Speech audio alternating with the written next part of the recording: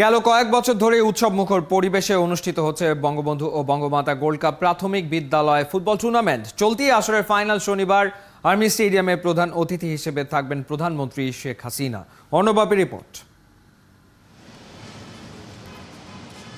প্রাথমিক ও গণশিক্ষা প্রতিমন্ত্রীর নতুন দায়িত্বের পার হয়েছে ১০০ দিন। রুমানা আলীর বেড়েছে ব্যস্ততা।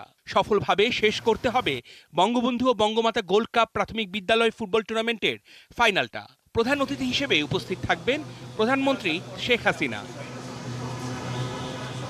লেখাপড়ার পাশাপাশি খেলাধুলা ও সাংস্কৃতিক চর্চার মাধ্যমেই গড়ে উঠবে দেশের আগামীর নেতৃত্ব। আজকের শিক্ষার্থীরাই আগামী দিনে বিশ্ব অঙ্গনে নেতৃত্ব দেবে বাংলাদেশকে।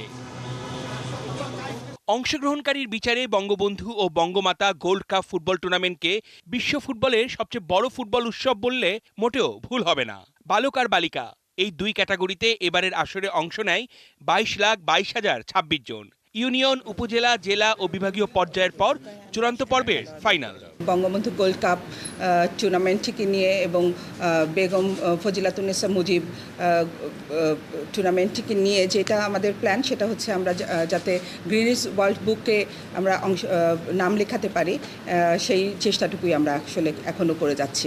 প্রাইমারি থেকে এই যে ছেলে এবং মেয়েরা যেভাবে একটা পর্যায়ে 5 পর্যন্ত তাদেরকে গ্রুমিং করছে এবং এইটাকে কন্টিনিউশনটা যেন থাকে, ক্লাস 10 পর্যন্ত কিভাবে এটা কন্টিনিউ করা যায়, তাহলে আমরা আশা করছি যে আরও বিশ্বমানের খেলোয়াড় এখান থেকে আমরা তৈরি করতে পারবো।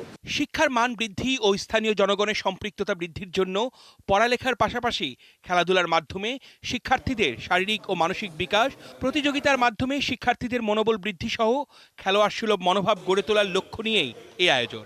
প্রাথমিক ও গণশিক্ষা প্রতিমন্ত্রী নিজের খেলাধুলার আগ্রহ থেকেই এই আসরকে আরও বহুদূর এগিয়ে নিয়ে যেতে চান। অনেক জায়গায় ব্যাডমিন্টন খেলেছি, অনেক জায়গায় শিশুদের সাথে ফুটবল খেলেছি, অনেক জায়গায় ওরা তো শীতের সময় আসলে ধান খেতে নেমে যায় খেলতে, বৃষ্টি হলে মাঠে নেমে যায় খেলতে। তো এরকম অনেক ছবি আমার আছে যে আমি খেলতে পছন্দ করি। এটার জন্য আমার যা কিছু করা দরকার আমি সেটুকু করছি।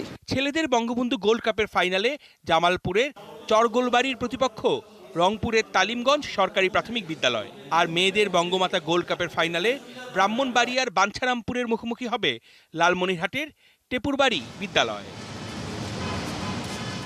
অর্ণব বাপী, ৭১।